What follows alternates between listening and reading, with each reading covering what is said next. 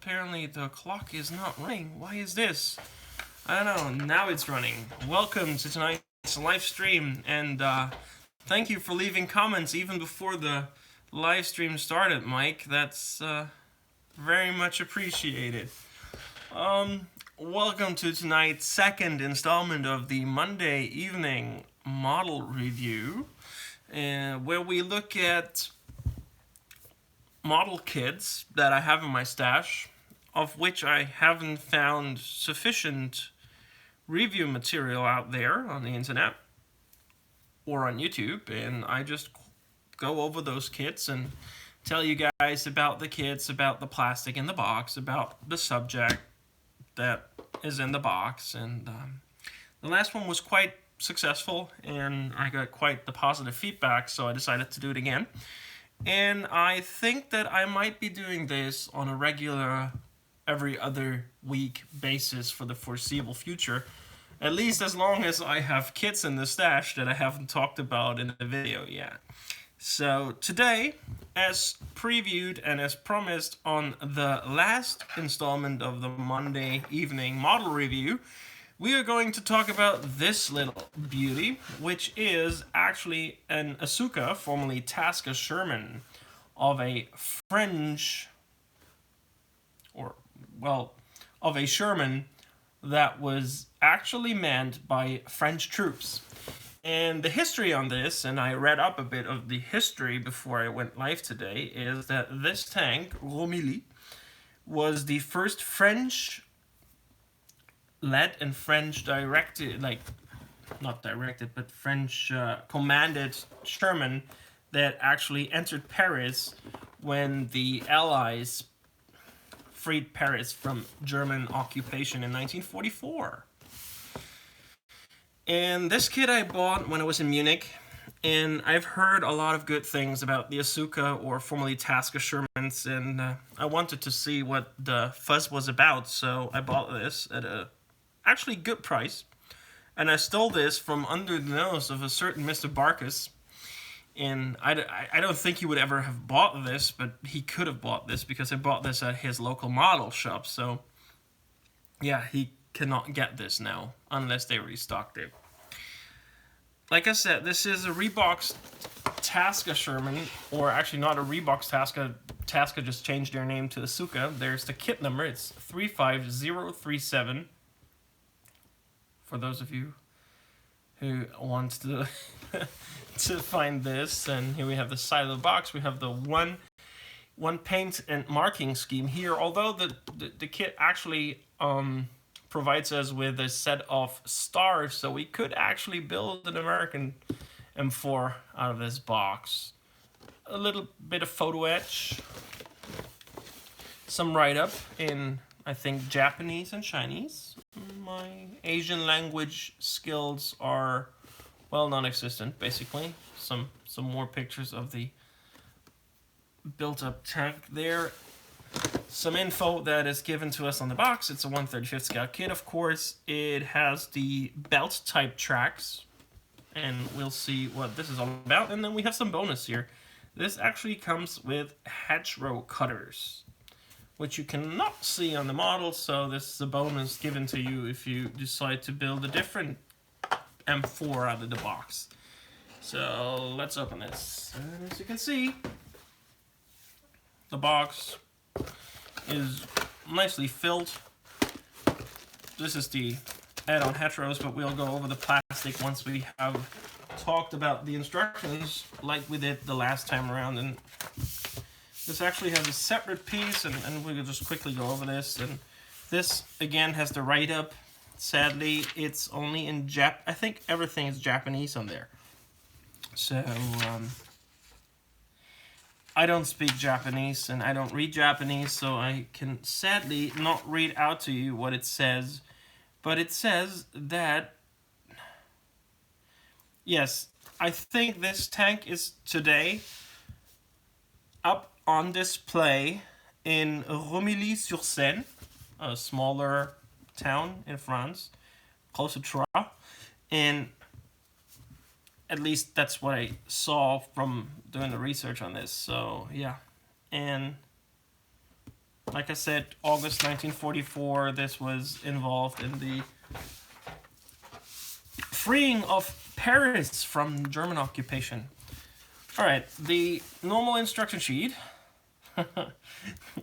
It has a sprue map, although the sprue map is rather small, and for those of us who have bad eyesight, and I'm not talking about anyone specifically, Mike, this might be a bit too small, and we have to use geek goggles to actually identify all the parts that are on the sprues. It tells us the recommended tools: side cutters, tweezers, modeling knife, pin vise, and a file, and modeling cement, of course. It tells us the sprues and which parts we are not going to use on the sprues with numbers. So this is similar but different to the dragons. Hello, Chalky. Good evening and goodbye, I guess. All right, let's go over the instructions quickly.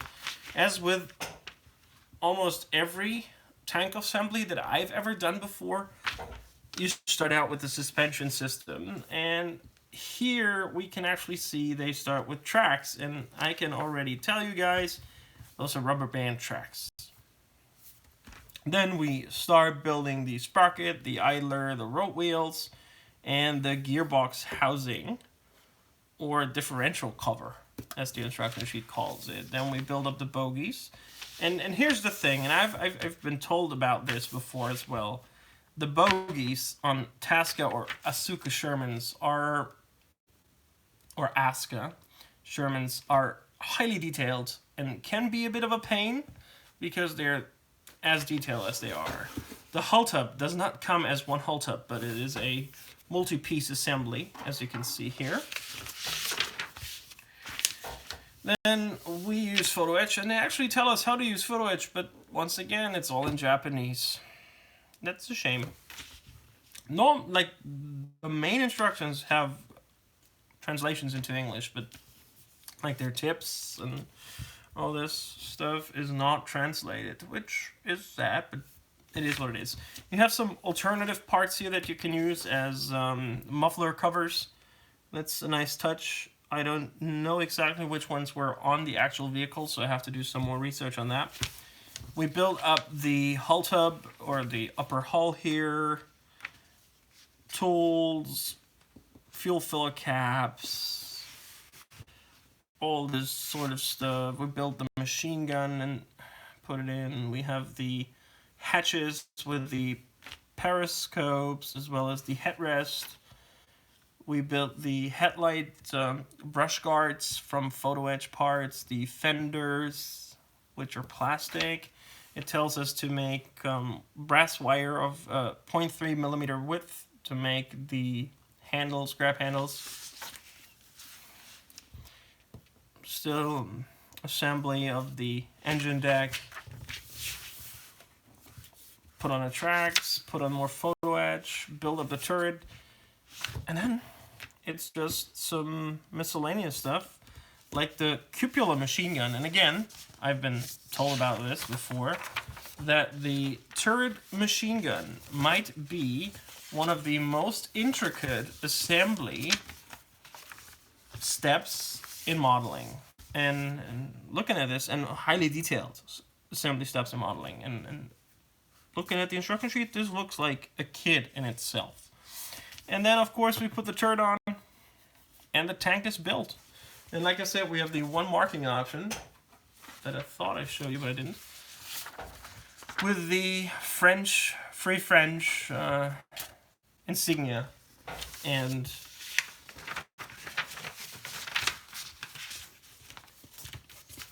nomenclature on the tank. So let's put this aside, and let's take a look at the plastic, shall we?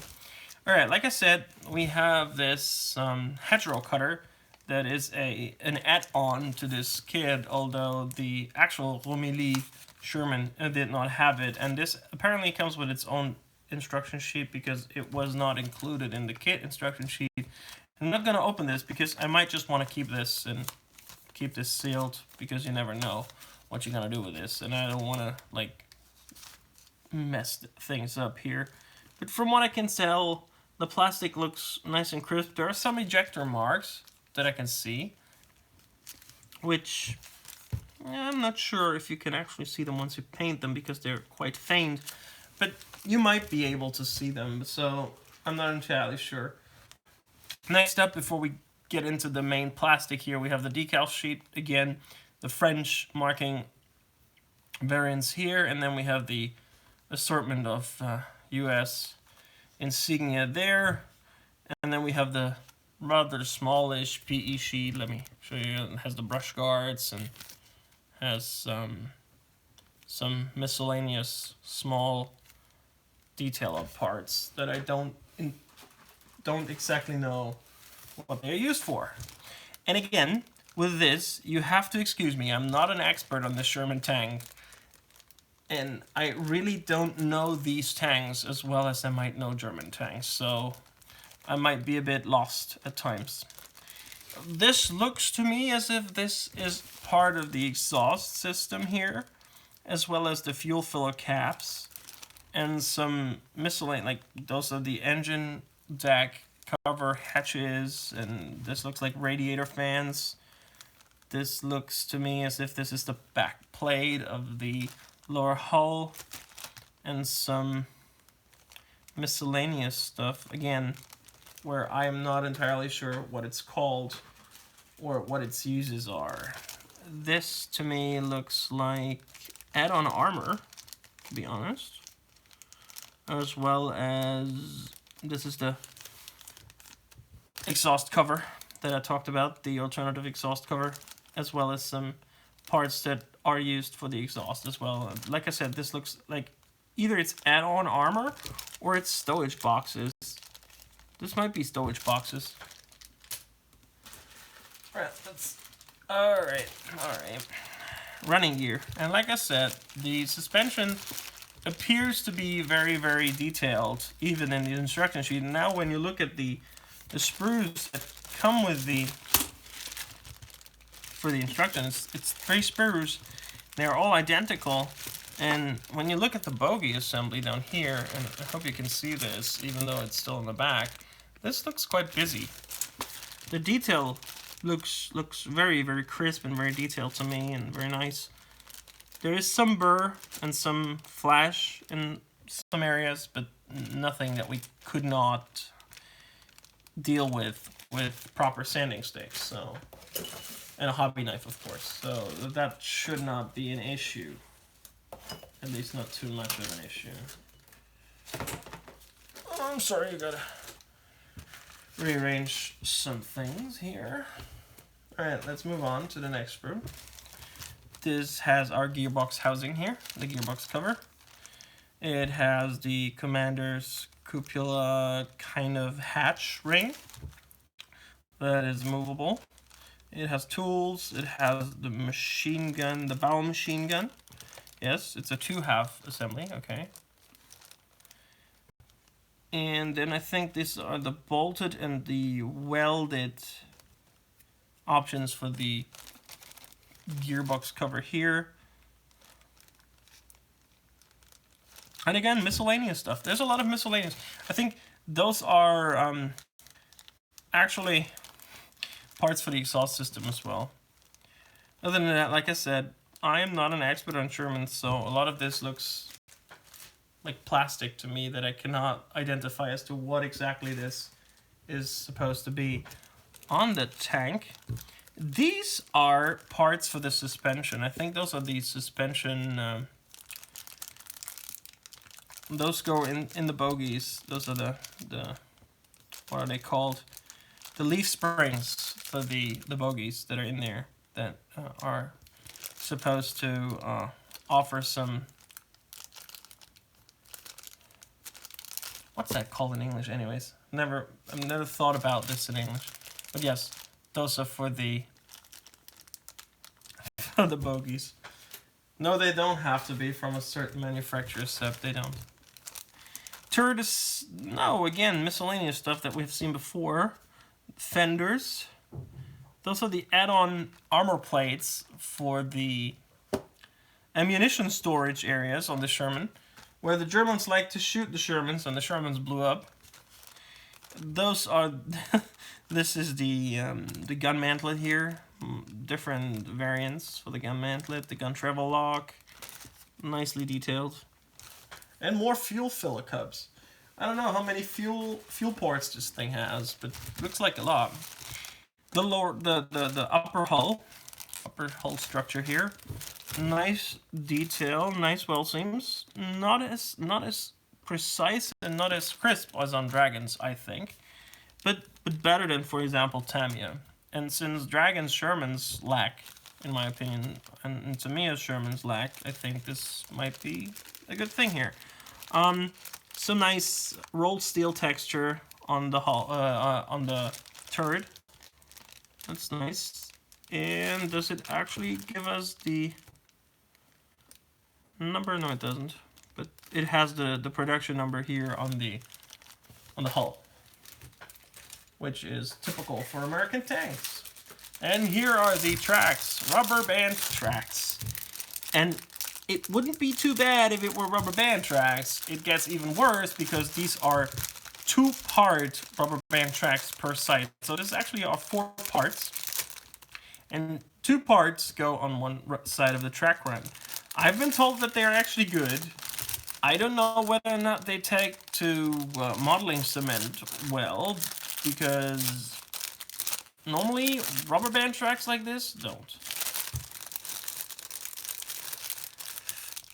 I like rubber band tracks. I don't have a problem with rubber band tracks. I just don't know if I have a problem with 2-piece rubber band tracks for each side, because I don't know whether or not they actually take cement well. We have, of course, wheel caps made from plastic. We have, is this protection? Yes, I think this is just for protection's sake. We have clear parts for the optics, which is always a nice touch, although I don't know why, because I always paint them with the model anyways, so it's just of no use for me if they are clear or not. We have the gun barrel, which sadly is a 2-part gun barrel. Here, it's not a slide molded gun barrel, so I might be looking into replacing this gun barrel. And another gearbox housing here. This time, this is the 1-part non-bolted version. Fender parts, antenna. This looks suspension-y to me. More gun mantlet parts, and I think those are the turret lifting hooks. And then gun assembly parts. We're almost done here. Sprockets and idlers, as well as gearbox housing here for the sprocket, and wheel caps for the idler, and identical spurs again. Miscellaneous tow hooks, brush guards made from plastic, which we won't be using, spare track links, headrest for the hatch. This looks like more add-on steel plating for the armor storage units that they apply on in later terms. And this is the aforementioned highly detailed assembly of the 40 cal machine gun. And to me, this looks stunning. It actually comes with a belt of ammunition. It comes with multiple barrels, I think, yes, and they actually have the muzzle drilled out, which is great. For plastic, this is insane, because when you normally look at machine guns that you get with your 1/35th scale tanks, they normally don't come with bored out muzzles on your machine gun. They just have a solid machine gun barrel. There's just like no hole whatsoever. You have to drill that out with yourself with a drill vise and a drill bit, a pin vise and a drill bit. These come with a hole. That's good. I like that. And then the second to last sprue, because we have one additional sprue that we'll talk to you in a second. This is the hull top assembly, and like I said, we don't have what you would normally get in a Dragon, a solid hull top. This is a 1, 2, 3, 4, 5, 6, 7-part assembly, and actually no, it's a 4-part assembly, or 5, and this might be challenging because I'm not used to that, but we'll see whether or not I can handle this to get this straight. and not crooked in any way, shape, or form. So this might challenge me, but I like a challenge every now and then. And then, last but certainly not least, and I think this is a very nice touch, this is a sprue of clear plastic, and this actually comes with white bread, with wine bottles, wine glasses, plates, and teacups. And I've never seen something like this before in a 1/35th scale kit, that they would add stuff like this, like white bread, baguette, and wine glasses, and wine bottles, and yeah, so this actually is a nice touch. I don't know what the reason for this would be, other than French like to drink wine. Let's serve stereotypes. I don't know. I really don't. Like I said, I've never seen that before, that they would include a sprue like this in a kit. Overall, I like the level of detail that I see from the sprues and from the molds. I don't know. I'm not a Sherman expert, so I won't be able to tell you if this is accurate or not, or if this is actually a good kit or not, but from what I can tell and from what I've been told in the past on Shermans, these are supposed to be top-notch and like the best Sherman kits you can get on the market, so that's why I bought them. So if it's not, all you guys that have told me that Asuka or Tasca Shermans are the best out there, I'll be very disappointed with you. But I'll give this a go sometime next year. I won't be able to tackle this year, and I won't be able to tackle this early next year, so sometime in the past might be wiser to say than sometime in the future. But I'll certainly be giving this a go. Alright. Like I said last time, and we actually wanted to look at this last time, but we didn't manage to. The Brumbar. And good old Panzer IV Brumbar. I wanted to review this the last time. I'm sorry, can't do. No, can't do, honey. I wanted to review this last time. We didn't get around to doing it, so we'll be doing it today, and I promised you to do it. And like I said, I wanted to enter this in the future, Seb. In the future. I'm sorry. I'm sorry. Since when are you so pedantic, actually trying to correct me? It's my job to correct you. Huh? Anyways, yes. German vehicle. I know more about this than I would about the Sherman. So, when I bought this, I actually thought I was buying the one without the Zim. So I thought I could enter this into the Kursk group build. Well, I bought the one with the Zim, so I cannot enter this into the Kursk group build, because at Kursk, the Brumbar would serve without Zimrit. For those of you who don't know, the Kursk group build is a group build that is hosted by Mike Cohen C. Campbell and Nigel Wells on Facebook, and it starts on January 1st, and it runs all the way to July, when the Battle of Kursk actually took place. So if you want to participate, I would advise you guys to head over to Facebook and look for the group that is associated with the group build, and then to start building your stuff starting January 1st. Don't build Brumbars with Zimrit just because I said that I wanted to build this, because I didn't. No Zimrit at Kursk, no matter the vehicle. No Zimrit. Anyways. There we go. Some shot of the vehicle and the marking options. We have the one with the side skirts, we have the one without the side skirts. We have the kit number 6596. This is a 2010 release by Dragon, and it is a smart kit. It has more than 650 parts. We have some nice cat drawings here of the fighting compartment and of the fighting compartment doors here, the hatch, the exhaust, and the exhaust with the shrapnel covers. And then let's take a look at the back of the box. We have, again, nice cat drawings of the completed vehicle here, as well as we have some shots of the side skirts of the fighting compartment, which is actually slide molded, which is a great piece of engineering. Or it's actually 4-directional slide molded. Oh, there you go. Magic tracks, awesome. Some nice molded on Zimmerit, even on the lower parts, which is great. The road wheel suspension system. We have an interior detail that comes with an entire gun assembly. And then some fighting compartment detailing that we are going to go over a bit in the future. The Brummbär, for those of you who don't know, of course, is a German assault gun, which is based on the Panzer IV chassis and was built to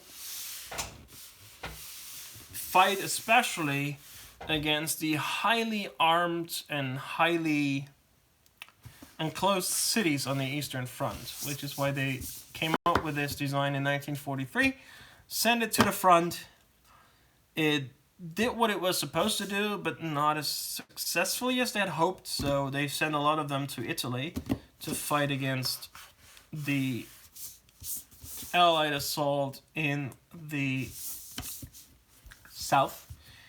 And then they came up with the Sturm Tiger, which basically was a massive upgrade on this. They fortified them. I'm sorry, Seb. I meant fortified cities. I'm so sorry.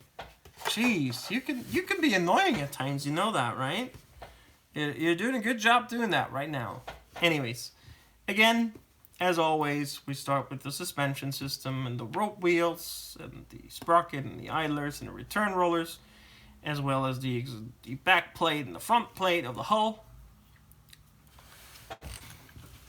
We have to drill some holes, which is customary Dragon. And if you just remember back at what we talked about with the Asuka Sherman, there was not a lot of drilling required on the Sherman. So a lot more drilling required on, or manipulating the kit that goes into this Brummbär. Then we have spare track links that go on the front armor plate here. Building up the lower hull defenders again, and again we have to remove stuff to add stuff.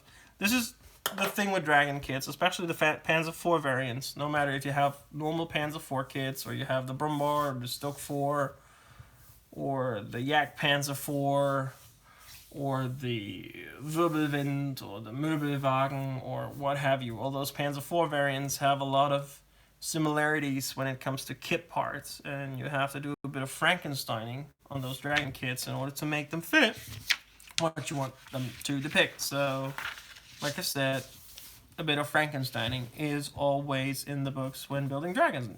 Again, here, as you can see, a lot of manipulating the kit to make it fit the necessities that the vehicle you want to portray would have. And as there are multiple options, again, this adds to the amount of Frankensteining and manipulating of the kit that you have to do.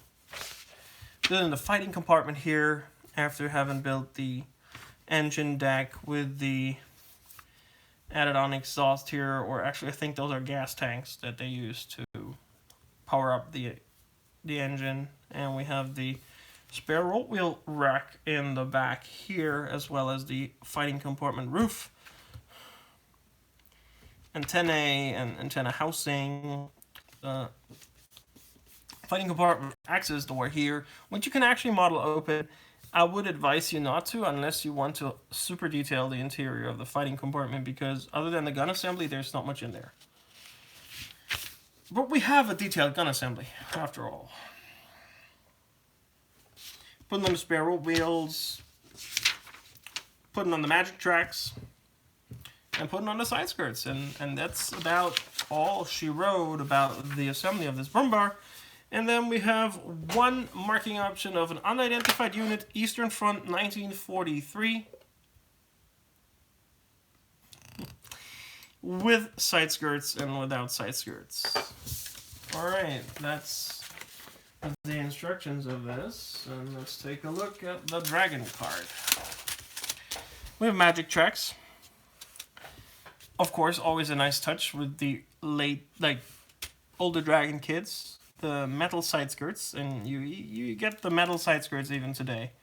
They haven't gotten rid of the metal side skirts, but they have got rid of the magic tracks, replaced them with DS tracks. The photo etch sheet has become smaller and smaller, as well as the decal sheet, although with one marking option you get a very, very small assortment of decals. And then, of course, the metal towing cable, which I don't like the Dragon metal towing cable because I think they are not good, because they are quite hard to get into the shape that you want them to be in. Alright, let's take a look at plastic. Again, a lot of miscellaneous parts that are required for the engine deck assembly, as well as the exhaust assembly. There are some tools here. There's a jack on this sprue. There's the toolbox that goes on the side of the engine deck. There's the rack for the side skirts on this sprue, as well as the small rack hangers that go on the fighting compartment. As well as, again, fender parts and miscellaneous parts. I'll just call all the parts that it will be too complicated to explain where they go and what their specific use is as miscellaneous from now on, which should save me some trouble here. Sprocket housing for the main drive. Hydraulic covers for the hydraulic systems that go to the bogies. The glasses plate, gun assembly parts. This is the gun barrel, slight molded gun barrel, one piece with some nice rifling inside, and some parts for the gun assembly, as well as the cover, the shrapnel cover for the exhaust pipe here, and then some miscellaneous parts for the fighting compartment, like the ventilator. Let's move on, and we have even more parts for our fighting compartment, as well as the fenders. The front of the fighting compartment, this is not the one we use because we need the one with Zimmerit on it. And then, sadly, since I don't want to open the backs, we cannot see the sprue in the back, but the sprue in the back is actually the one that carries the Zimmerited parts that mirror the ones in the front. And actually, one part broke off here, but this is a Zimmerited part, which is not too good if the parts break in the backs. But I want to keep them in the backs because this protects the parts from scratching and rubbing against each other and maybe being damaged. Periscope, the scissor periscope for the commander. This is the gun periscope for the gunner. View ports here, and then an MG42, or maybe even an MG43 here for the turret roof. I'm sorry I have to rush a bit now because my girlfriend actually asked me whether or not I could pick her up from work, and I might have to leave early tonight, so I have to rush this a bit. You got some miscellaneous parts here for the idler assembly. Fenders. This is actually a Panzer IV sprue. As you can see, we have the turret hatches for Panzer IV here. But again, a lot of interchangeable parts between the Panzer IV and the Brummbär. This is a Brummbär specific sprue, as this has the fighting compartment floor as well as the gun assembly and the firewall that goes into the chassis of the Panzer IV, which doesn't carry any details, sadly. And like I said, the main gun assembly here.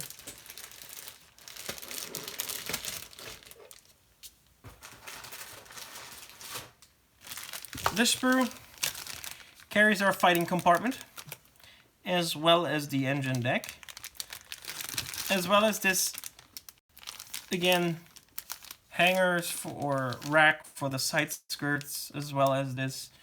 And I'm not entirely sure what this is. I think those are gas tanks for added fuel. I'm not entirely sure, so correct me if I'm wrong here. I didn't know what they were when I built it the first time. And of course our hull tub with the nice added-on Zimrit here, as you can see, hopefully some nice added Zimrit texture. And as well, some nice rivets on the bottom, but I'm not one to do a lot to the bottoms of the tank. If you've been around 2 weeks ago and watched my show, you might have seen this sprue before. This is the A sprue that is used on almost all of the Panzer IVs that carries a lot of the parts for the suspension system. Although this is the older one that has the more detailed build-up of the suspension. I am sorry, Mr. Barkus, the Storm Panzer IV. How dare I say it wrong? We have spare rope wheels here. We have the first part of the side skirts as well as antennae. And some more miscellaneous parts for the side skirt assembly and attachment to the vehicle. And this is the world famous A sprue, the world famous Panzer IV A sprue that carries the rope wheels, the idlers, the sprockets, the entire suspension system. Everything that you could ask for on a Panzer IV is contained on this lovely sprue. And then last but not least, we have one sprue back left. And again, I'm sorry that I have to rush through this a bit. We have, this is the air intake vent covers and some, those are the holders that actually go onto the side skirts to hang them onto the rack. Again, another toolbox, a wooden block for the jack, a jack block. This looks like the commander, like the loader's cupola here, loader's hatch here. Box in. Quite some plastic in that box, and I'm very sorry that I had to rush through this that quickly, but like I said, I was a bit blindsided there by my girlfriend, who asked me to pick her up from work early today. So I might have to do this, and I might have to check in on her and see what's wrong there. So that's why I had to really hasten through this, which I actually did not intend to do, because I wanted to give you the entire review experience that I was able to provide 2 weeks ago, but apparently today, well, I have to cut this short at 40 minutes, but again, quite the nice kit. I like it a lot. I built this before. If you want to see a bit more of an in-depth review, I can only advise you guys go over to Dutch Modeling's page and look at his review of the exact same kit. And I think he actually did a post-built review. I'm not entirely sure though, but he at least has a final reveal of his build of this. Next time around, I already have acquired another kit. We will be actually looking at the kit that I plan on using for the Curse Group build, which is a Panzer III, and I might have something up my sleeve as well too to add to that. But for today, I'm sorry, like I said, I have to cut it short. This would be the entire show. I hope you guys have enjoyed this, although shortened show and hurried review of the Storm Panzer IV, and I hope to see you guys around next week for something else, maybe, or the week after. And until then, this is Hollywood Modeling. Thank you guys for watching. Always remember, the force is with you, and bye for now, guys.